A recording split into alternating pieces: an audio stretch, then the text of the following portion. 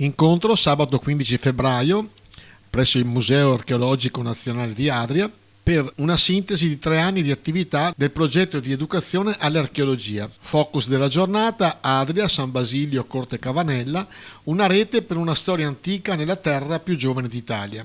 Ascoltiamo il sindaco di Ariano nel Polesine, Luisa Beltrame, e il dottor Giuseppe Toffoli, vicepresidente vicario della Fondazione Cariparo. Per questo progetto, perché è un progetto fatto a più mani, è un progetto che ha portato un bellissimo risultato, perché vede 3 comuni riunirsi in rete per valorizzare il loro territorio.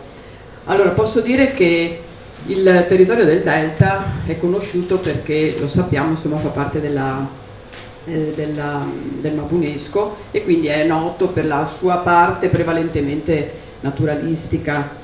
Non tutti sono a conoscenza del grande patrimonio storico e archeologico che all'interno del Parco del Delta del Po alcuni comuni hanno e possono portare. Ed è per questo che abbiamo cercato di metterci in rete per valorizzare questo patrimonio.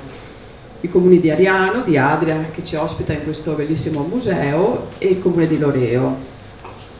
La parte, perché noi ci siamo proposti per essere capofila di questo progetto.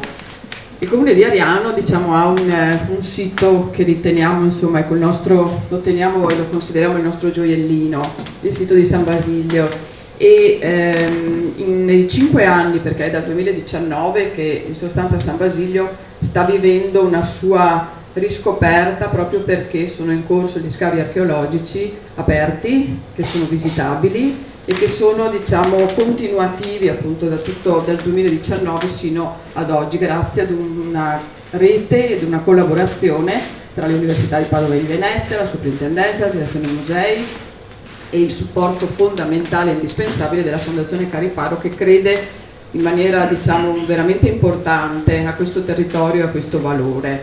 In questi 5 anni di scavi e di ricerche ci siamo resi conto che i nostri cittadini, gli stessi nostri cittadini, poco ci conoscono, e abbiamo quindi la necessità di fare conoscenza anche locale. E come poterla fare? Allora, sicuramente dal punto di vista dell'educazione, partendo quindi dalle scuole. Le scuole sono il nostro filo che poi porta alla conoscenza, alla divulgazione, al passaparola con le famiglie e con tutto il resto del territorio e del tessuto. Quindi partire dalle scuole ci è sembrato veramente importante e fondamentale. Perché farlo in rete? Perché la storia, crediamo e siamo convinti che vada conosciuta a 360 gradi, e il nostro territorio ha una storia comune che ci accomuna e che va conosciuta a livello proprio globale. E questo, la terza ragione che sintetizzo, perché ci permette anche di valorizzare il nostro turismo.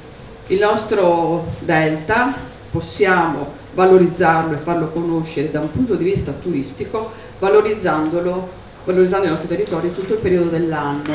Non abbiamo solo la parte naturalistica che viene privilegiata nei periodi estivi, ma la parte storica e archeologica ha un valore che dà la possibilità di essere vissuta e conosciuta durante tutto il periodo dell'anno.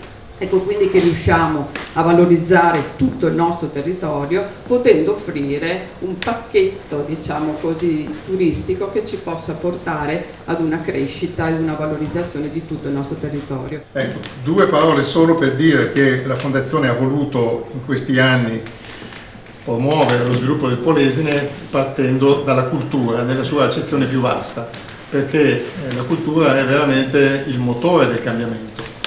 Se investiamo in cultura riusciamo forse veramente a modificare, quello che diceva la dottoressa poco fa, l'identità stessa di un territorio, che deve aggiornarsi per essere sempre pronta ad affrontare le sfide che un mondo così complesso ci pone tutti i giorni.